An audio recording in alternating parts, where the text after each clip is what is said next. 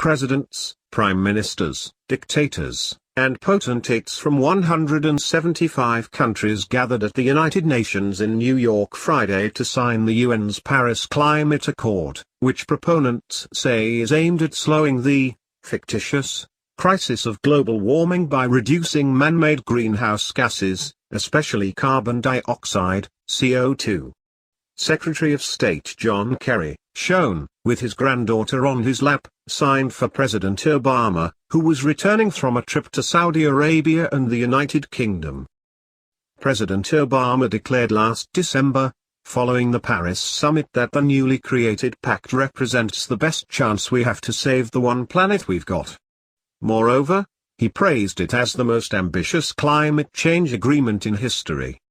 Ambitious, yes, extremely ambitious, but only as it applies to global social engineering and the global concentration, centralization of political power, not in the sense of solving any real-world problems that most concern our planet's inhabitants. If the Paris Accord is allowed to go into effect, trillions of dollars will be spent by governments and UN bureaucrats, allegedly to save the planet. But all of their schemes and programs will only affect a tiny fraction of a degree in global temperatures by 2100. And even that minuscule effect is only theoretical.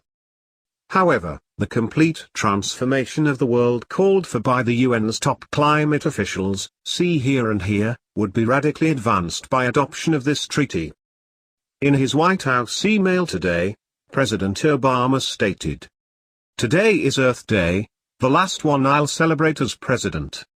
Looking back over the past 7 years, I'm hopeful that the work we've done will allow my daughters and all of our children to inherit a cleaner, healthier, and safer planet.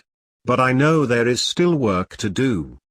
That's why, today, the United States will join about 170 other countries in signing the Paris Agreement, a historic deal to reduce carbon emissions across the globe.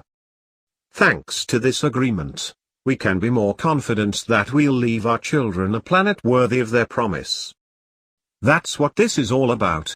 And that's why today, America is leading the fight against climate change."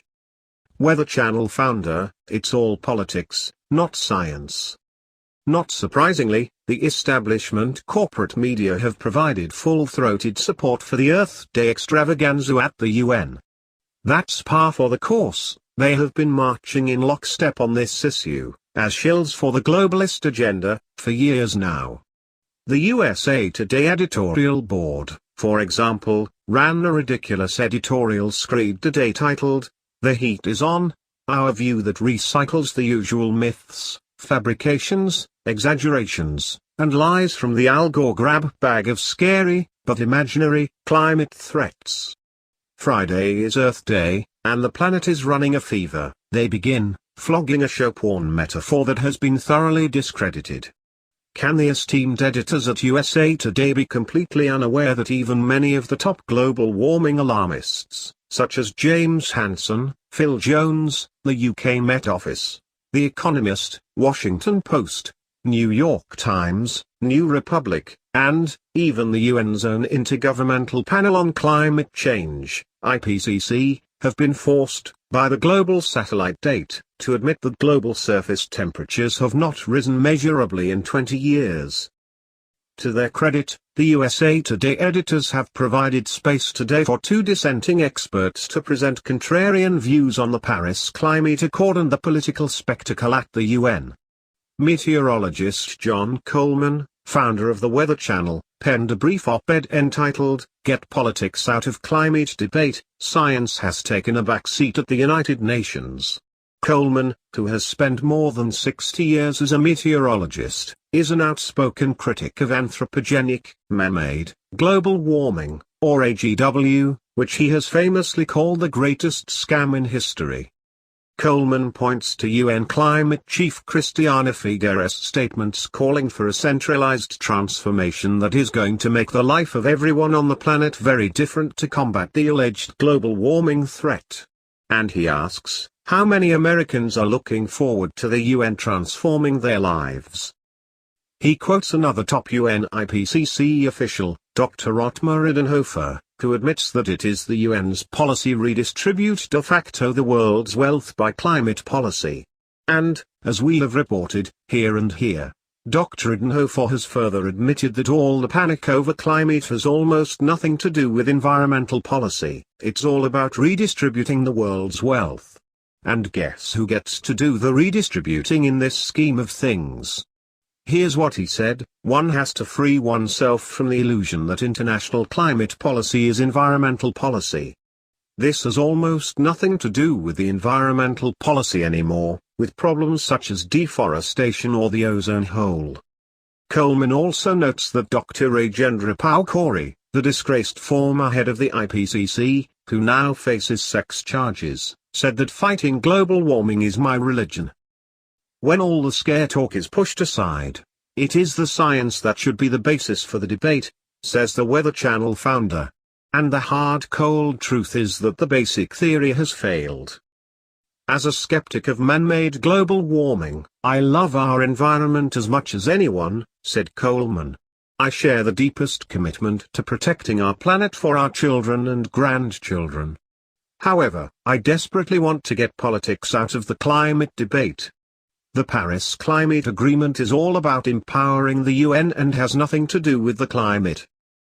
Lombard skewers Pact's horrific costs for mere 0.086 degrees Fahrenheit.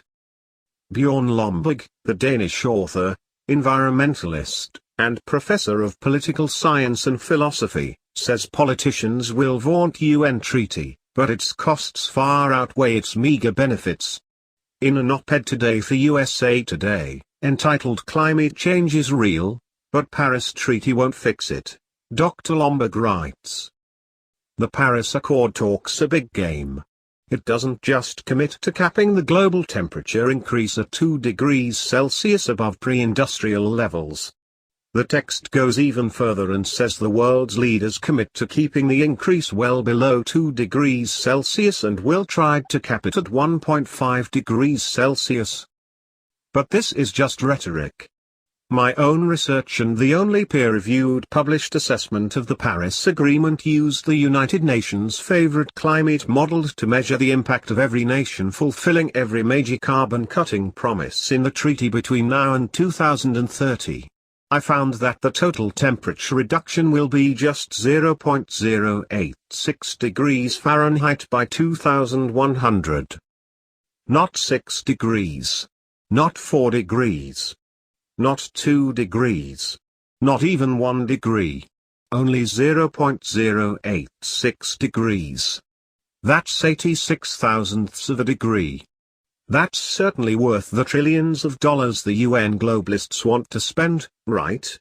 It is if you understand Figueres, Edenhofer and others who have admitted their plan is to restructure, reconfigure, transform, redistribute. It has almost nothing to do with the environmental policy. Lomborg, whose 2001 book, The Skeptical Environmentalist is still causing waves, writes in his Earth Day op-ed, even if these promises were extended for 70 more years, then all the promises will reduce temperature rises by 0.3 degrees Fahrenheit by 2100. This is similar to a finding by scientists at MIT. It's feeble. Worse than feeble, and mind-bogglingly costly to boot. This is likely to be among most expensive treaties in the history of the world, says Lomborg. U.S. promises alone, to cut greenhouse gas emissions 26% to 28% below 2005 levels by 2025, would reduce gross domestic product more than $150 billion annually. Trying to cut carbon dioxide, even with an efficient carbon tax, will make cheap energy more expensive, and this will slow economic growth, he notes. Green technology is still very inefficient, which is why it still requires significant subsidies. Nevertheless, President Obama and the AGW Alarm Choir continue to insist that we must ignore the science and the economics in a mad rush to adopt one of the most far-reaching schemes ever contemplated to regiment and control all